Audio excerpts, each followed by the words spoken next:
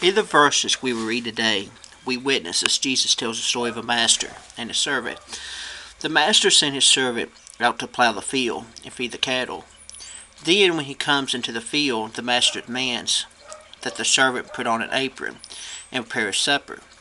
Jesus tells his disciples that the master would not even thank the servant, because the servant was simply doing his job.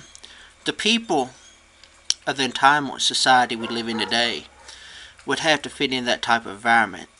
They would have already called the ACLU, the Department of Labor and Union representative. We live in a day where people want and expect everything to be handed down to them. They want food, houses, cars, clothes, health care, and much more, but they don't want a job. In many cases, the government provides them with them. Food, houses, cell phone, internet access, health care. Don't get me wrong, there are many people who are in bad situations and need help, but there are a lot of people who are just abusing the system. Those type of people don't say, I need such and such, and say, I don't deserve such and such. Unfortunately, the entitlement mindset has carried over into the church. Somewhere along the way, we get the idea that church is about us, friend. Nothing could be farther from the truth. People in the church want to be noticed. They want recognition. They want to be in the spotlight. And they will do whatever it takes to get them things. But what happens when these people don't get the attention they seek? When they are not asked to be the lead in the choir special? When they are not chosen to teach a class? When someone else is put on a certain committee? When their names are not in the bulletin for the world to see? When they don't get the compliments they seek?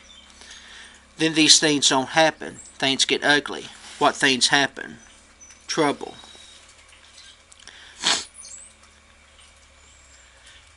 If you have ever been around a church for any amount of time, you are thinking of someone right now who fits this description. I can think of many.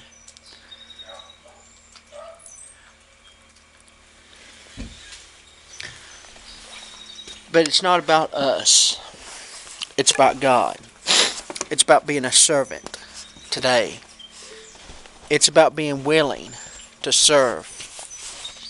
It's about obeying Him today in all things.